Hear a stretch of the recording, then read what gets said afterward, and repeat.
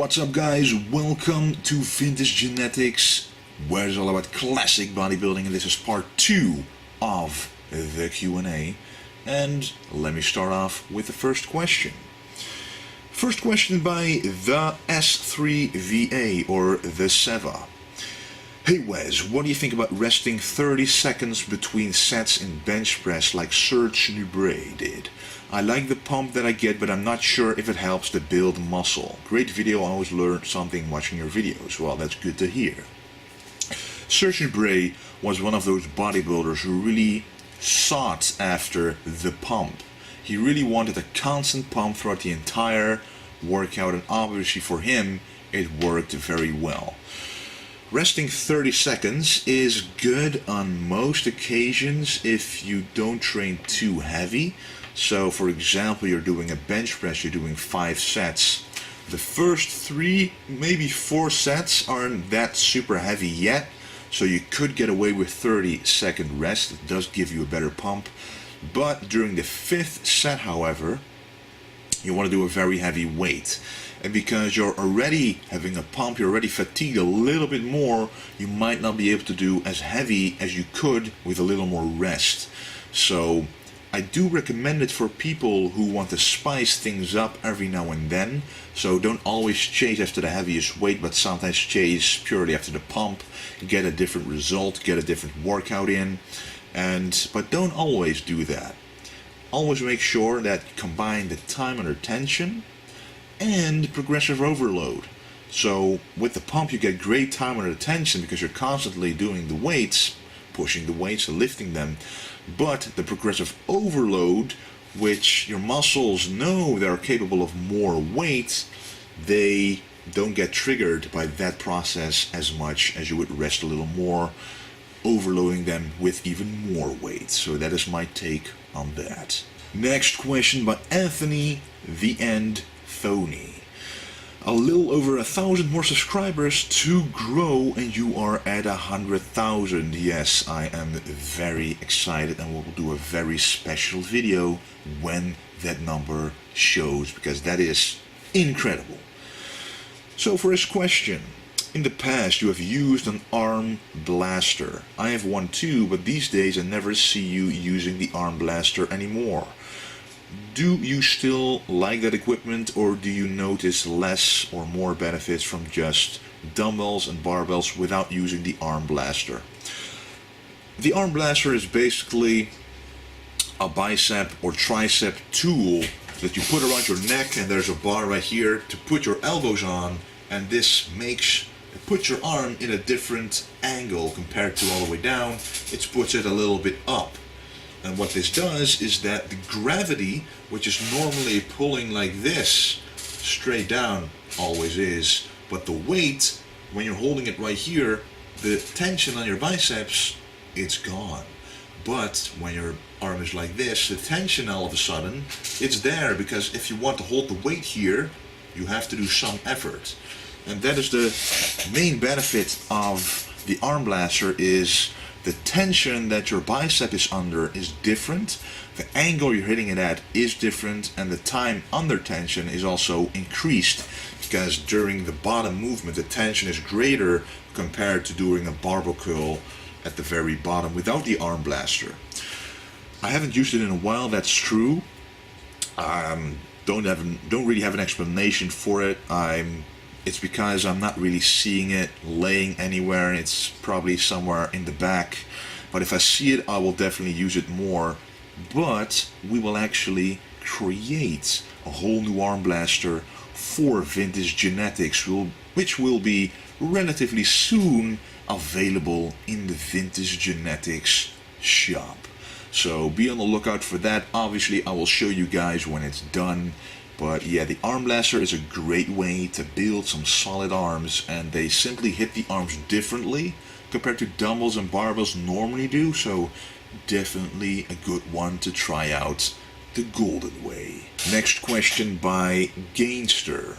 What are your favorite bodybuilders that now compete in the men's open bodybuilding class, Mr. Olympia? Well, to be honest, the Mr. Olympia itself I do follow it, I am interested in it, but not as much as, for example, the classic physique class right now, because a lot of known and popular guys that I've been following with a golden physique will be competing in that class, so that'll be more interesting for me, because I will never be able to obtain the mass of the Mr. Olympia guys in the open class, but I can definitely obtain the mass of the guys in the classic physique division of the Mr. Olympia. So, but anyway, the bodybuilders that I do like are Cedric McMillan.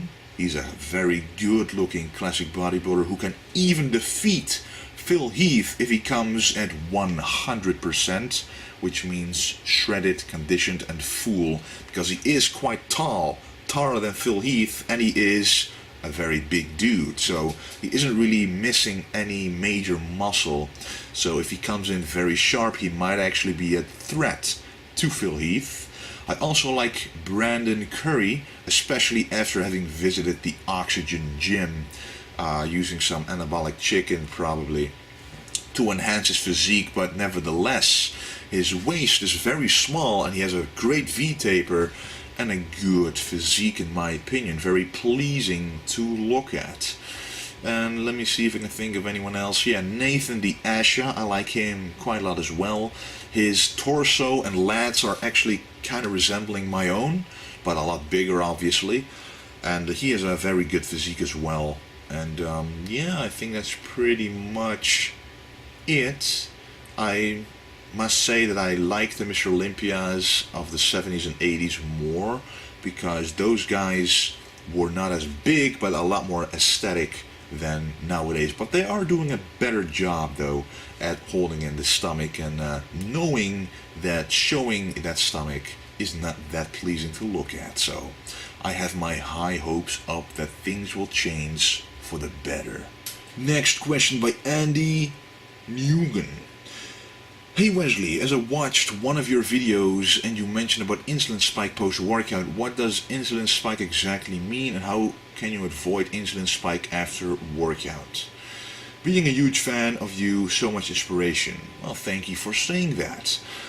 Well, you want to avoid an insulin spike after workout. Well, I'm going to keep this simple and short, no need to get into the details of it, but you get more sensitive to insulin after you work out because you use up the glycogen, the sugars, the energy in your muscle cells during the workout, and that signals to your body, hey, we gotta fill this back up again. And the most efficient way to do this is by triggering the insulin response after eating and making that more sensitive.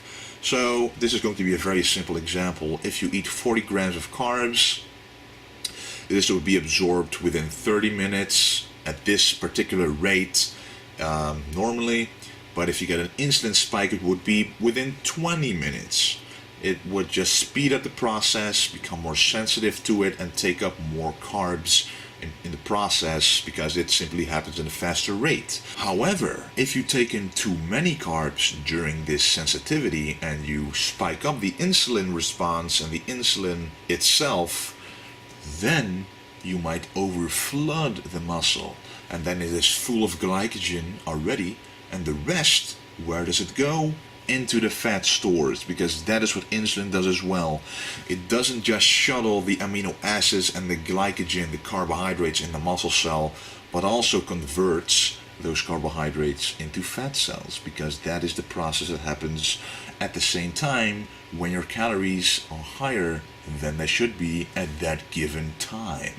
However, if you're in a caloric deficit during the remaining hours of the day, you will burn off this energy from the fat anyway. So it doesn't really matter that much when you're cutting, but when you're bulking, you definitely want to look out for this. Next question by Rashids97100.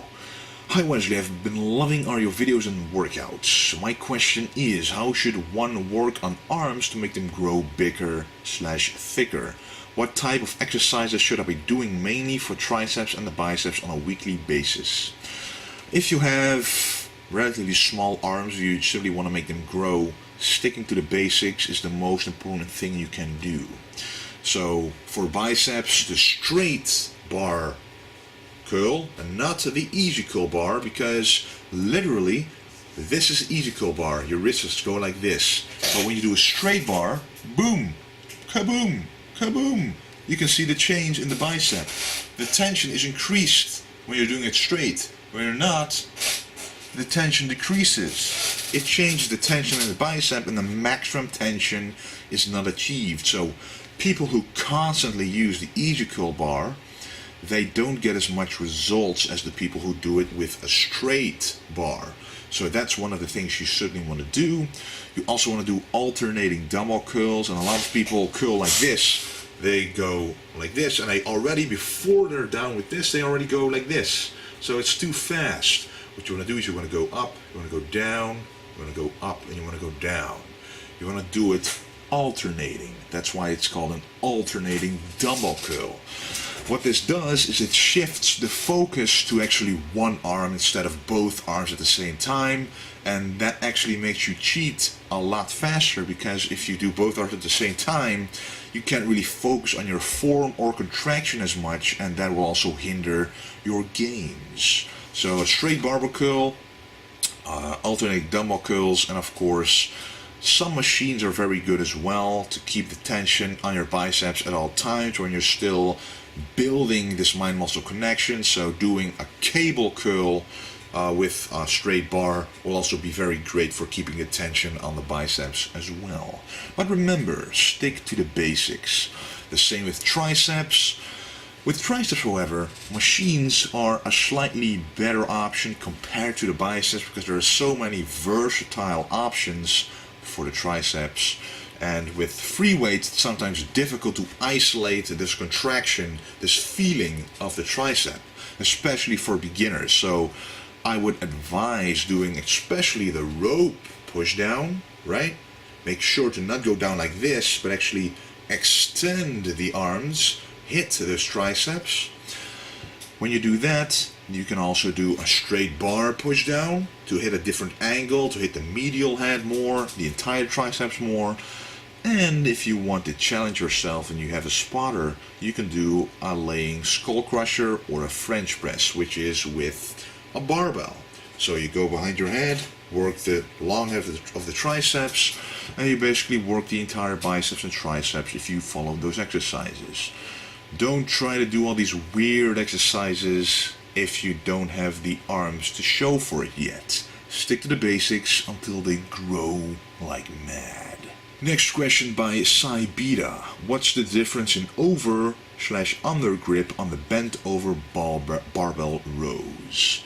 The main difference, well, this is the underhand, this is the overhand. As you can see, what happens to my elbows is when you do underhand, they go inside more. You're able to squeeze them together more, which allows you to squeeze your back more and actually getting deeper with your elbows. Because what you want to do when you're doing the back, you don't want to pull with your arms, you want to pull with your elbow, right? You want to envision that feeling, envision that motion. So when you're pulling with your elbow, the closer they are together, the lower on your back the tension is. So that's why an underhand grip works the lower back even more than the overhand grip. The overhand grip, you can also go very wide to work the width of the back as well as the thickness. Alright, last question of the day by Vince de Guia. With whom do you live with there in the Netherlands? And do you have any plans on moving to the US, since most of the opportunity in bodybuilding is gotten there in the US? Well, that is true. In the Netherlands it is quite difficult to obtain a very good status as a bodybuilder because it's simply not as popular here. It's a small country and the biggest shows don't even really, well, sometimes, but they don't really give out any prize money. In America, however, or in other countries, there are definitely competitions where you can do a lot better and are recognized a lot bigger as well. if it wasn't for me speaking English on these videos, I wouldn't even been known that much. I mean, of course I am pretty known in the Netherlands because the bodybuilding scene is pretty knit, it's pretty tight. So when you are a bit popular here, you're already pretty known in this country. But in the US, there is so much more to gain. And that's certainly where I want to move at any given point in time in the future, because that's where it's all about, bodybuilding. But how that will exactly go is still uncertain, but I do know that my mind is set towards that destination. I want to thank you for watching, guys, and don't forget to stay golden.